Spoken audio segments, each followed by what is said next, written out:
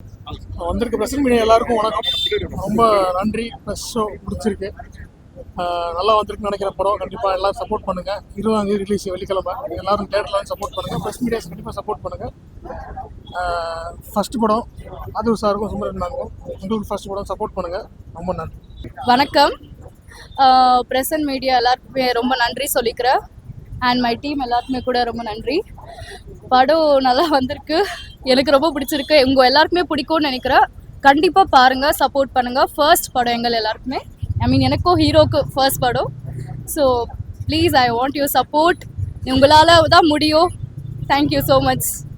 அனைவருக்கும் வணக்கம். Press and media வந்திருக்கிற அனைவருக்கும் ரொம்ப ரொம்ப நன்றி. முதல்ல ஒவ்வொரு படத்துக்கும் நீங்கள் தான் சப்போர்ட் பண்ணுறீங்க, அதே மாதிரி இந்த படத்துக்கும் நீங்கள் சப்போர்ட் பண்ணதுக்கு ரொம்ப ரொம்ப நன்றி.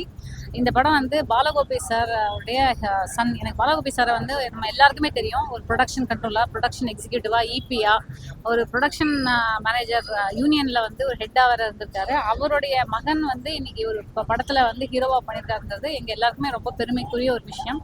ஸோ இந்த படம் லவ் ஷேர் சப்ஸ்கிரைப் ஒரு ஃபீல் குட் படம்.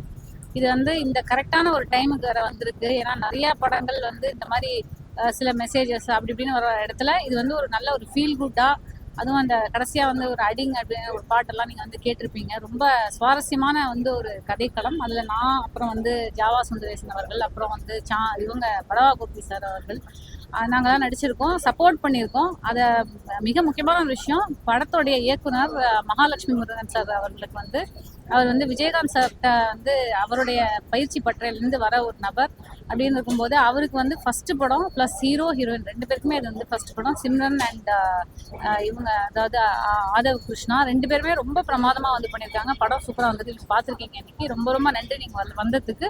ப்ளஸ் மக்கள் அனைவரும் பார்த்து இந்த படத்தை எங்களுக்கு பெரிய லெவலில் சப்போர்ட் பண்ணணும் அப்படிங்கிறது தான் என்னுடைய வேண்டுகோள். ஏன்னா சின்ன படங்களுக்கு நீங்கள் கொடுக்குற சப்போர்ட் தான், நீங்கள் மட்டும் இல்லை, மக்கள் கொடுக்குற ஆதரவு தான் எங்களுக்கு பெரிய லெவலில் அடுத்த லெவலுக்கு எங்களை கொண்டு போகும். ஸோ ப்ளீஸ் இந்த படத்தை லவ் பண்ணி, இந்த படத்தோடைய விஷயத்தை பற்றி எல்லாருக்கும் நீங்கள் ஷேர் பண்ணி, படத்தோடைய அந்த மெசேஜுக்கும் படத்தோடைய அந்த கதைக்களத்துக்கும் நீங்கள் சப்ஸ்கிரைப் பண்ணி எங்கள் இந்த லவ் ஷேர் சப்ஸ்கிரைபை ஒரு பெரிய சக்ஸஸ் ஆகணும் அப்படிங்கிறத என்னுடைய வேண்டுகோள். ரொம்ப நன்றி. தேங்க்யூ. படம் பிடிச்சிருக்குன்னு நான் நம்புகிறேன். ஸோ அஃப்கோர்ஸ் கொஞ்சம் அதாவது மிஸ்டேக்ஸ் பண்ணியிருந்தா நெக்ஸ்ட் படத்தில் நான் திருத்திக்கிறேன். ஸோ கொடுத்த இன்புட்ஸ்லாம் கேட்டேன்.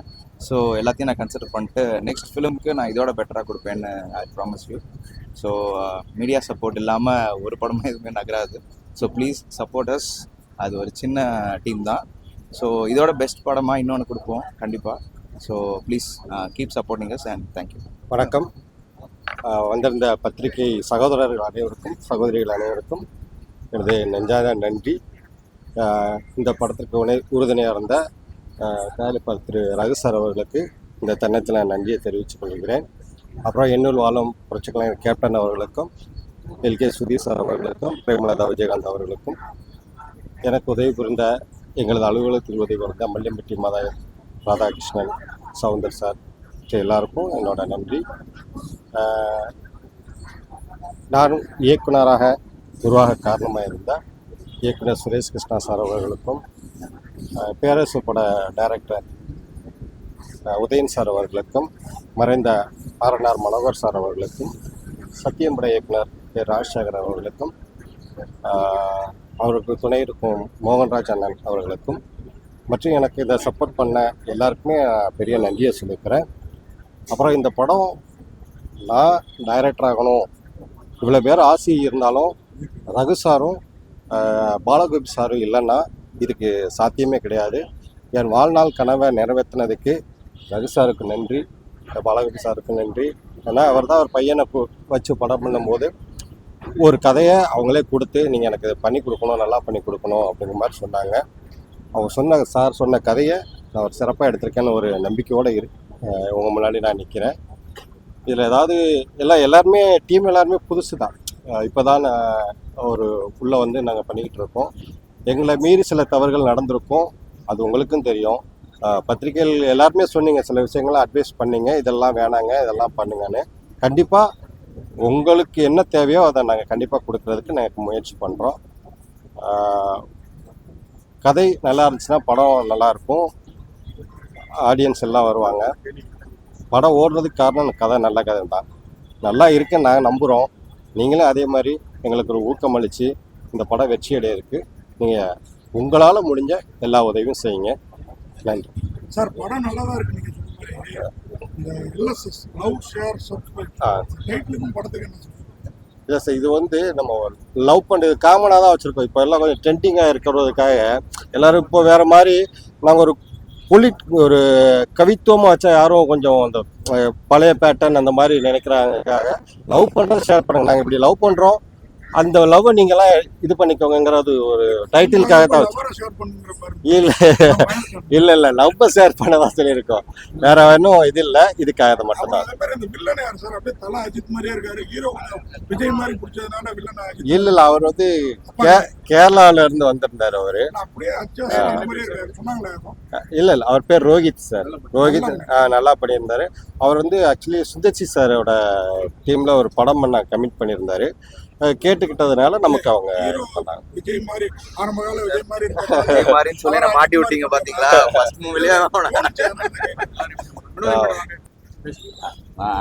முதல்ல ஜேபி ஃபிலிம்ஸ்ன்னு ஒரு நிறுவனத்தில் ஃபஸ்ட்டு படம் தயாரிச்சிருக்கிறேன். அதில் ஹீரோயின், அப்புறம் இயக்குனர், அதுக்கப்புறம் மியூசிக் எல்லாருமே வந்து புதுசாக போட்டு தான் பண்ணியிருக்கேன். இந்த படம் இவ்வளோ தூரம் வந்ததுக்கு காரணம் என் கூட சப்போர்ட்டாக இருந்த முதல்ல டெக்னீஷியன்கள். அது வந்து எல்லாருக்கும் கிடைக்காது, அது எனக்கு கிடைச்சது மிக பெரிய வரம். அதே மாதிரி ஆர்டிஸ்ட்டுகள் அவ்வளோ கோஆப்ரேட்டாக பண்ணாங்க. அது ஒரு ஏன்னா இன்னைக்கு சின்ன பட்ஜெட் படம் இருக்கிறது ஏதோ ஒரு நம்பிக்கையில் எடுக்கிறோம். அதை ரிலீஸ் பண்ணுறது அதை விட பெருசு, அது உங்களுக்கே தெரியும். இதை நல்லபடியாக நீங்கள் எழுதி ஓரளவுக்கு இன்றைக்கி ஒரு படம் எத்தனை நாள் ஓடுங்கிறது எல்லாருக்குமே தெரியும். நம்ம பில்டப்பும் கொடுக்க முடியாது. ஆனால் நீங்கள் நினச்சா ஒரு படத்தை எப்படி வேணாலும் பில்டப் கொடுத்து இன்றைக்கெல்லாம் ஒரு வாரம் ஓடினா அது பெரிய படங்கிற நிலைமையில் இருக்குது. அதனால் சிறப்பாக ஓட வைக்க மாதிரி நம்ம பத்திரிகை துறைகளையும் ஊடகங்களையும் அன்போடு மரியாதையோடு கேட்டுக்கொள்கிறேன். நீங்கள் எல்லாருமே இந்த எல்எஸ்எஸ் படத்துக்கு சப்போர்ட் பண்ணும்படி அன்புடன் கேட்டுக்கொள்கிறேன். நன்றி, வணக்கம். அந்த மாதிரிலாம் எதுவும் இல்லை சார். இந்த படம் வந்து ஒரு ஃபீல் குட். நான் முதலே சொன்ன மாதிரி இது வந்து ஒரு பொலிட்டிக்கல்லாம் எதுவுமே கிடையாது இந்த படத்தில். இதில் வந்து லவ்ங்கிறது சார் கேட்டார்ல, இந்த மாதிரி லவ்வை ஷேர் பண்ணணுமா, லவ்வரை ஷேர் பண்ணணுமா, அப்படிலாம் கிடையாது. நம்ம அப்படி வச்சுருந்தா லவ்வர் ஷேர் சப்ஸ்கிரைப்னு வச்சுருப்போம். நான் வச்சுருக்கிறது லவ் ஷேர் சப்ஸ்கிரைப். லவ்ங்கிறது யாருக்கும் நடுவில் கூட வரும். இப்போ அதனால வந்து இந்த சவுகார்பேட்டு, மயிலாப்பூர், நீங்கள் அதுலலாம் போயிடாதீங்க. அப்புறம் வந்து அது ஒன்றுனா சொல்லலாம். ஒரு ஏரியா நம்ம சொல்லிட்டே போகலாம். நகர்நல்லூர் அதெல்லாம் வேண்டாம். நீங்கள் எந்த ஏரியாவில் இருந்தாலும் லவ்வுங்கிறது ஒரு பர்டிகுலர் ஏஜில் வரும். அந்த ஏஜில் இவங்க கரெக்டான ஏஜில் தான் வந்திருக்கு. இப்போ என்னோட ஏஜில் வந்தால் தான் அது பிரச்சனை. இவங்க ஏஜில் கரெக்டான ஏஜ் தான் வந்திருக்கு. அதனால அவங்க எந்த பேக்ரவுண்ட் அதெல்லாம் கிடையாது. அந்த லவ்வருக்காக அவர் வந்து அந்த ஹீரோ எவ்வளோ தூரம் போறாரு அப்படிங்கிறது தான் இங்கே வந்து அந்த மேட்டர். ஸோ அதை கரெக்டாக சொல்லியிருக்கோம் அப்படின்னு நான் நம்புறேன். தொடர்ச்சியா அந்த டிவிக்கு மேல வந்து பெரிய விமர்சனம் வைக்கிறீங்க. ஏன் எதனால? எது டிவிக்கே கட்சி மேல தொடர்ச்சி விமர்சனம் வைக்கிறீங்க, ஏன் எதனால? அவங்க வந்து கொஞ்சம் அந்த ஒரு இடத்துல இருக்கார்ல அவரு, அந்த இடத்துல இருந்து கொஞ்சம் வந்து வெளியில வந்து கொஞ்சம் ஒர்க் பண்ணணும் அப்படின்னு நினைக்கிறேன். ஒரு விமர்சனம் அப்படிங்கிறது ஏன் வருதுன்னா ஒரு ஆதங்கத்துல தான் வருது. அந்த ஆதங்கம் என்னன்னா, நீ இன்னும் கொஞ்சம் ஒர்க் பண்ணு அப்படின்னு நம்ம வந்து சொல்ற மாதிரியே தான் இருக்கணும். இப்போ எங்களே வந்து இப்போ இயக்குனரோட நான் ஒர்க் பண்றேன் அப்படிங்கும்போது என்ன சப்போஸ் அவர் கிரிட்டிசைஸ் பண்றாருன்னா நான் அதை எப்படி எடுத்துக்கணும் அப்படின்னாக்க, கிரிட்டிசைஸ் பண்றவர் மேல நம்ம குறை சொல்லக்கூடாது. எதனால அவர் சொல்றாரு, என்ன சொல்ல வராங்க, என்ன அப்படின்னா இங்க வந்து ஒரு இடத்துல இருக்காருன்னா அந்த இடத்துலேருந்து ஒரு இடத்துலயே நம்ம இருந்துட முடியாது. நானே இப்போ நடிக்க வரேன்னா நான் கேரவனுக்குள்ளேருந்து நடிக்க முடியாது. இறங்கி வந்து ஷார்ட்டுக்கு போனதான் நடிக்க முடியும். அந்த மாதிரி வரட்டும், வந்து ஒர்க் பண்ணட்டும். ஒர்க் பண்ணுறத மக்களுக்காக பண்ணுறத பார்த்துட்டு ப்ரெஸ் எல்லாம் மீட் பண்ணட்டும். இப்போ நீங்கள் என்ன நிற்க வச்சு இங்கே கேள்வி கேட்குறீங்க, இதே கேள்வியை அவரை நிற்க வச்சு நீங்கள் ஒரு நாள் கேட்டுட்டு அதான் அந்த பதில் அங்கே வந்துருச்சு. ஸோ அது வரும்போது நம்ம அந்த நாள் என்னோட விமர்சனம் நிறுத்தப்படும். ஆமா, அவங்க யாரும் இன்னும் ரெடியா இல்லைன்னு நான் நம்புறேன். சட்டசபை தேர்தலில் பிரச்சாரம் பண்ணீங்களா உங்களுக்கு எதிர்ப்பு? இல்ல, அதெல்லாம் பண்ண மாட்டேன். யாருக்காகவும் நான் ஆதரவு தெரிவிக்கல. ஆனா வந்து விமர்சனம் கண்டிப்பாக வைக்கப்படும். விமர்சனம் எப்போ நிறுத்தப்படும்னா ஒரு ஒர்க் அங்க நடக்கும்போது, ஒரு விஷயம் வந்து மக்களுக்காக யாராவது வந்து பேசும்போது, அந்த ஒரு சம்பவமே நடந்தது. அந்த துர்சம்பவம் நடந்தது. அந்த சம்பவத்துக்காக கூட அங்கேருந்து வந்து குரல் வந்து வரல. வெளியில நம்ம தான் ஆதங்கப்பட்டுட்டு இருக்கோம். இந்த மாதிரி என்னதான் நீங்க வந்து இவ்வளோ கேள்வி கேட்குறீங்களே தவிர கேட்க வேண்டியவங்கள கூட நீங்க இன்னும் கேட்கல. வெளியில வந்தா கேட்கலாம். ஆமா, வெளியில வரணும். நான் வந்து என்னோட வீடு மயிலாப்பூர்ல வந்த வெளியில இருக்கு. நான் வந்துட்டேன் இன்னைக்கு. அந்த ஏரியால இருந்து வந்தாங்கன்னா நம்ம கேட்கலாம். செல்ல பிராணிகளை வந்து சில பேர் இருங்க ஒரு நிமிஷம். இல்ல இது மட்டும் சொல்லுங்க. படத்தை பத்தி சரி, இந்த படத்தை எப்பவுமே நீங்க வந்து கொஞ்சம் லெவல் நல்லா நடிப்பீங்க. இதுல வந்து ஃபேமிலியால ஒரு சீரியல் நடிகரா வந்து சீரியல் பார்க்குற பெண்ணா நடிச்சிருக்கீங்க. அது உங்களுக்கு எப்படி தோணுச்சுன்னா, நிறைய நீங்க சீரியல் பார்த்துருப்பீங்க. ஆனா சீரியல் பார்க்குற பெண்கள் எல்லாமே வந்து மக்கு மாதிரி தான் காட்டுறாங்க. ஏன் அப்படிலாம் கிடையாதுங்க. இது வந்து ஒரு கியூட்டான இல்ல, அந்த படத்துல வந்து எப்படின்னா ஒரு கியூட்டான ஒரு ஸ்டீரியோ டைப்பை தான் நம்ம காமிச்சிருக்கோம். இது வந்து என்னன்னா அந்த அந்த அம்மாங்கிறவங்க வந்து ஒரு எனக்கு சொல்லப்பட்ட அந்த கேரக்டர் என்னன்னா, நீங்க வந்து ஒரு ஃபுல்லா சப்போர்ட்டிவான ஒரு அம்மா. ஏன்னா இப்ப ரேகை அப்படின்னு நான் கூட பண்ணேன். அதுல வந்து ஒரு நெகட்டிவ் ஷேடு, இந்த மாதிரி நிறைய வந்து நம்ம வேற வேற ஷேட்ல நம்ம பண்ணுவோம். ஆனா இதுல வந்து த்ரூட்டா அந்த பையனை வந்து முழுசா நம்புற அந்த பையன் வந்து ஒரு அந்த இதுலயே நீங்க பாத்தீங்கன்னா ஃபர்ஸ்ட் வந்து லவ் பண்ணும்போதே அந்த பொண்ணுகிட்ட கூட போய் சொல்லாம அம்மாட்ட வந்து தான் சொல்றாரு. அப்படி இருக்கக்கூடிய ஒரு சமத்து பையனுக்கு ஒரு சமத்தான ஒரு அம்மாவா பண்ணணும் அப்படிங்கும்போது அவங்க வந்து ஒரு இன்னசென்ட்டா இருக்காங்க. நீங்க வந்து அதை முட்டாள்னு சொல்றீங்க. ஆனா ஒரு சீரியல் பாக்குற பெண்கள் யாரும் வந்து முட்டாள்லாம் கிடையாது. அவங்க வந்து இன்னசென்ட்டா இருக்காங்க. அந்த ஜென்ரேஷன் அம்மாக்கள் வந்து இல்ல அப்படிலாம் கிடையாது. நீங்க அதாவது வந்து நீங்க என்ன பண்ணணும்னா அங்க இருந்து பேசக்கூடாது. இங்க வந்து இங்க என் பக்கத்துல இருந்து பேசுனீங்கன்னா யாரு பேசுறாங்க, என்ன கேள்வி கேட்கறாங்க எல்லாருக்கும் தெரியும். என்ன என்னையே கேக்குறீங்க? எல்லாரும் மத்தவங்க நானா இன்னைக்கு மாட்டேன். அப்படிலாம் கிடையவே கிடையாது. அப்படிலாம் கிடையாது. அப்படி பார்த்தா எத்தனையோ படங்கள்ல வந்து இவங்க அதாவது அது சொல்லவே முடியாது. சினிமால வந்து நம்ம என்ன கேரக்டர் கொடுத்தாலும் நம்ம பண்ணணும் அப்படிங்கறதுதான். இப்ப என்ன வந்து இவருக்கு நாளைக்கே நான் ஒரு பாட்டியா நடிக்கணும் அப்படின்னா கூட அதை நான் எப்படி டிரான்ஸ்ஃபர்மேஷன் பண்ணி நான் நடிக்கிறேங்கிறதானே தவிர இது ஐஸ்வர்யா ராய்க்கு பாட்டியா இவங்க நடிச்சாங்க. லக்ஷ்மி மேம் அவங்க வந்து ஒன்றும் பாட்டி வயசுலாம் இல்லை. அப்போ அவங்க அந்த டிரான்ஸ்ஃபர்மேஷன் தான் பண்ணாங்க. அப்படிதான் நான் பாக்குறேன் சினிமாவை. வாங்க ரொம்ப நன்றி. இதுக்கு மேல இல்ல சம்பந்தம்னா நான் அவரோட ரசிகன். இங்கே சென்னை வந்து அவரோட ஆஃபீஸ் பாயாக இருந்தேன். நான் அவர் ஆஃபீஸ் பாயாக இருந்து அதான் அங்கே இருந்து ஆஃபீஸ் பாய்னா அவங்களுக்கு தெரியும்ல, தட்டு கழுவுறதுலேருந்து சாப்பாடு வாங்குறது இந்த மாதிரி ஒருத்தனை இவனுக்கு ஒன்று இருக்குது. ஏன்னா அவங்க அவரை பார்க்க கதை சொல்ல வரவங்கலாம் அவங்களுக்கே தெரியும். பெரிய பெரிய ஜாம்பவங்கள்லாம் வருவாங்க. அதில் அவங்க செலக்ட் பண்ணி படங்கள் நிறையா பண்ணும்போது அவங்களோட அவுட்புட்னு ஒன்று வரும்போது அதை காமிப்பாங்க. கேப்டன்கிட்ட காமிப்பாங்க, சுதி சார்கிட்ட காமிக்கும்போது நான் அங்கே பக்கத்தில் இருக்கும்போது சார் நான் என்னோட ஐடியாவை நான் சில விஷயங்களை சொல்லுவேன். இல்லை ஒரு சாங்கு ஒரு டியூன் போட்டு காமிப்பாங்க. சாங்கு போட்டு காமிக்கும்போது சுதி சார் அவர் ரூமில் கேட்பாங்க, எப்படா இருக்கு உனக்கு எப்படா இருக்கு அப்படின்னு கேட்பாரு. எனக்கு நான் பிடிச்சது அது நான் இது சொல்ல சார் என் கருத்து இப்படி இருக்குது, இப்படி இருந்தால் நல்லாயிருக்கும். இது வந்து நான் வந்து மற்ற டைரக்டரையோ மியூசிக் டைரக்டரையோ குறைச்சி சொல்கிறதுக்காக சொல்லலை. என்னோட கருத்தை கேட்பாரு. அதை அவங்களும் சொல்லுவாங்க. அவங்க சொல்லி அது கிட்ட ஆகும்போது நமக்கு ஒரு சந்தோஷம் இருக்கும்ல. அதனால் என்னோட இது ஆல்ரெடி நான் ஸ்கிரிப்ட் தாங்க சென்னை வந்தது. சரி விஜயகாந்த் சாரோட ஆஃபீஸில் இருந்துட்டு நான் அங்கேயே உட்காந்துட்டு கதை எழுதுறது வைக்கிறது, ஆஃபீஸ் பாய் வேலையும் பார்ப்பேன், மேனேஜர்ஸ் பண்ணுற வேலையை லொக்கேஷன் பார்க்குறது, பெர்மிஷன் வாங்குறது, எல்லா வேலையும் நான் இழுத்து போட்டு பார்த்துக்கிட்டு இருந்தேன். உடனே இவன் கொஞ்சம் நல்லா வேலை பார்க்குறான், சுறுசுறுப்பாக வேலை பார்க்குறான்னு சொல்லி எனக்கு ஒரு மேனேஜர் கார்டு தான் வாங்கி கொடுக்கன்னு அவங்க ட்ரை பண்ணாங்க. ஏன்னா நல்லா வேலை பார்க்குறான் அந்த பையன் அப்படின்னு. அப்போ என்னோட ஆசையை கேட்கும்போது தான் நான் சொன்னேன், எனக்கு இல்லை கேப்டன் நான் வந்து டைரக்டர் ஆகணும்னு ஆசைப்பட்றேன் அப்படின்னோடனே, அப்படியாடா எப்படா இந்த ஐடியா வந்து இல்லை சின்ன வயசுலேருந்தே நான் ஸ்டோரியெல்லாம் எழுதியிருக்கேன் அப்படிங்கிறத இங்கே இந்த சொன்னல எனக்கு உதவி பண்ண அந்த எங்களோட ப்ரொடக்ஷன் மேனேஜர்ஸ் அவ்வளோ பேரும் எனக்கு ஹெல்ப் பண்ணாங்க. அப்புறம் நானே மறைச்சி வச்சு கதை எழுதுவேன். அதெல்லாம் நீ ஏன்டா இப்படி பண்ணுற, நீ வெளியில் கொண்டு வா, நீ உள்ளுக்குள்ளே உட்காந்துட்டு இருந்தானா எப்படி இருக்க முடியும்னு அவங்க தான் கேப்டன்ட்ட எனக்கு அப்படி கொண்டு போகிறாங்க. சுதி சார் மூலியமாக கேப்டன்ட்ட கொண்டு போகிறாங்க. கேப்டன் வேறு எந்த ஒரு மறுப்பும் சொல்லலை. ஏன்னா நாங்கள் ஃபுல்லாக இருக்கிறோம், என்னை பற்றி தெரியும். அத்தனை வருஷமாக நான் அவர் வீட்டில் அதாவது அவர் வீட்டுக்குள்ளே வரைக்கும் போய் சாப்பிட்றது, நாங்கள் அங்கே வீட்டில் தான் எங்களுக்கெல்லாம் சாப்பாடு. நாங்கள் வேலை பார்க்குறவங்க எல்லாருமே வீட்டில் தான் சாப்பிடுவோம். யாருக்குமே ஹோட்டலில் இருந்து இப்போ சொல்லப்போனால் இப்போ கதை சொல்லருக்கு கேப்டன் சினிகிரேஷன் ஆரம்பிக்கும் போது கலசருக்கு இருக்க எல்லா உதவி இயக்குனருக்கும் தெரியும் நான் ஆஃபீஸ் பாயின்னு.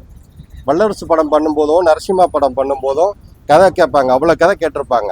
அதில் வர எல்லா விஜயகாந்த் சார் சொல்கிற ஒரே விஷயம், வர்ற எந்த உதவி இயக்குனரும் சாப்பிடாம போகக்கூடாது. யார் கதை சொல்ல வந்தாலும் சரி, காலையில் பார்த்தீங்கன்னா காலையில் 10-20 பேர் இருப்பாங்க, மதியானத்துக்கு மேலே 10-20 பேர் வருவாங்க. நான் எத்தனை பேர் வந்தாலும் அவ்வளோ பேருக்கும் சாப்பாடு வாங்கி கொடுக்கறது என் வேலை.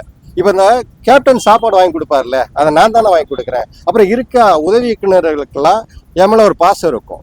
அப்போ எல்லாருக்கும் நான் என்னோட ஆசையை நான் அவங்ககிட்ட தான் சொல்லிட்டு இருந்தேன். ஆனால் நீங்கள் படம் பண்ணும்போது என்னை வந்து அசிஸ்டன்ட் டைரக்டராக வச்சுக்கோங்க அப்படின்னு எல்லாத்தையுமே கேட்டோம். அந்த கேட்டது மூலியமாக தான் இது வரைக்கும் நான் அங்கே ட்ராவல் பண்ணிக்கிட்டு இருக்கேன். அன்னைக்கு கேப்டன் ஆஃபீஸில் வந்து யார் யார் கதை சொல்லி இயக்குனராக ஆனாங்களோ அவங்க தான் இன்னைய வரைக்கும் எனக்கு அசிஸ்டண்ட்டாக சேர்த்துக்கிட்டு அவங்க கூட படங்களை தான் ஒர்க் பண்ணியிருக்கேன். 2000, 2001, 2002லலாம் எத்தனை அசிஸ்டன்ட் டைரக்டர் நீங்கள் கேப்டன் கதை சொல்ல வந்திருந்தாலும் அங்கே எல்லாருமே என்னை பார்த்துருக்கலாம். எல்லாரும் முருகா முருகா முருகா முருகான்னு சொல்லிக்கிட்டே இருப்பீங்க. ஏன்னா அந்த அளவுக்கு அவர் சொல்கிற அந்த சாப்பாடை நான் சாப்பாடு போட்டதுனால அவங்களுக்கு என் மேலே ஒரு பாசம், தனி பாசம் இருக்கும். இப்படி கேப்டன் சொல்லிருக்காரு, கதை எழுதிருக்காரு. கேப்டன் பையனும் இன்னைக்கு நடிகரா வளர்ந்துட்டு இருக்காங்க. ஆமா, அவங்கள வச்சு படம் பண்ணணும்னு நினைக்காம இவங்க எல்லாம் பண்ணிருக்காங்க. ஏன் இப்படி ஒரு புதுமுகம், ஒரு செட்டப்? இல்லை எனக்கு அதான் சொல்கிறேன்ல, இப்போ தம்பி சண்முகப்பாண்டியனை வச்சு நான் என்னைய கூப்பிட்டு பண்ண வைக்கணும் இல்லை, அவங்களும் பல முயற்சிகளும் பண்ணிட்டு இருக்காங்க. தம்பியே இப்போதான் வந்து 2-3 படங்கள் இப்போதான் கொஞ்சம் முன்னாடி இருந்ததை விட ஒவ்வொரு படமாக முன்னேறி இப்போதான் வந்து கொப்பு சிவி படைத்தலைவன் தான் ஒரு நல்ல நேம் வந்து கேப்டனோட இடத்த இப்போதான் கொஞ்சம் கொஞ்சமாக பிடிச்சிட்டு வர்றாரு. கண்டிப்பாக காட்டுவேன் சார். ஏன்னா இது படத்தை வந்து நம்ம இப்போதான் ரிலீஸ் பண்ணி ஆக்சுவலி ரிலீஸ்க்கு முன்னாடியே நாங்கள் அவங்ககிட்ட காட்ட நினச்ச ஒரு விஷயந்தான். ப்ரொடக்ஷன் எல்லாருமே நாங்கள் பேசிக்கிட்டு தான் இருந்தோம். அவங்கள சரியான முறையில் நம்ம கூப்பிட்டு எல்லாரும் சேர்ந்து அவங்கள மரியாதையாக கூப்பிட்டு இந்த படத்தை போட்டு காமிக்கணும்னு தான் ரவி சார் சொன்னார். ஏன்னா இப்போது நாங்கள் இப்போ 2-3 நாளாக அவங்களுக்கு நாங்கள் தொடர்பு பண்ண நினைக்கும் போது அண்ணி கொஞ்சம் வெளியில் இருந்தாங்க, கொஞ்சம் இந்த அரசியல் பிஸியில் இருக்கிறதுனால இப்போதைக்கு எங்களால் அதை கான்டாக்ட் பண்ண முடியலை. கண்டிப்பாக இன்னும் 2 நாள் ரிலீஸ் முடிஞ்சதுக்கப்புறம் கூட அவங்க எப்போ ஃப்ரீயாக இருக்கிறாங்களோ அந்த டேரக்டை கேட்டு எங்கள் டீமே போய் அவங்கள கூப்பிட்டு வந்து அந்த படத்தை காமிப்போம். கண்டிப்பாக இந்த படத்தை வந்து அவங்க பார்த்து ரசிப்பாங்க. அதுக்கு பிறகு நீங்கள் சொன்ன வாக்கு பழிச்சுது அப்படின்னா, தம்பி சண்முகப்பாண்டியனை வச்சு பண்ணுற ஒரு வாய்ப்பு கிடச்சிதுன்னா அதை விட ஒரு நன்றி கடன் எனக்கு வேற எதுவும் இல்லை. அதை அவங்க தான் முடிவு பண்ணணும். ப்ரொமோஷனுக்கு ஹீரோயினா வர மாட்டாங்க, ஹீரோயினா வந்திருக்காங்க, ஹீரோயினுக்கு அக்கா மாதிரி வினோதினி மேடமும் வந்திருக்காங்க. இவங்களுக்கு அடுத்தடுத்த படங்கள்ல தொடர்ந்து உங்க படத்துல வாய்ப்புகள், அதாவது நல்லது செய்யணும்னு நினைக்கிற எல்லாருமே எங்கே வேணாலும் போவாங்க. மேடத்திட்ட வந்து கதை சொல்லும் போதே, முருகன் நீங்கள் புது டைரக்டரு, உங்களுக்காக நான் அதாவது ஆக்சுவலி நாங்கள் ரொம்ப பிடிச்சோம், அவங்கள தேடி தான் பிடிச்சோம். பாலகோபி சார் சொன்ன உடனே எனக்கு இந்த கேரக்டர் பதிவு பண்ணது இந்த மேடத்தை தான் சொன்னாங்க. அவங்களுக்கு எவ்வளவு எனக்கு நான் என்ன சொன்னாலும் அவங்க அவ்வளோ பெரிய அவங்களோட ஃபேன்ஸாக தான் இருந்தேன். அவங்க என்ன சொன்னாலும் நம்ம என்ன சொல்கிறோமோ அதுக்கு ஏற்ற மாதிரி அவங்களும் நடித்து எத்தனை டேக் கேட்டால் கூட நம்ம இன்வால்வ் ஆகி அவங்களே மெனக்கிடுவாங்க. அப்படி ஒரு உதவி செய்கிறதுனால அடுத்தடுத்த டைரக்டரை வந்து மேடத்தை கூப்பிடுறாங்க. அவ்வளோதான். வாய்ப்பு கொடுத்த எல்லாருக்கும் நன்றி.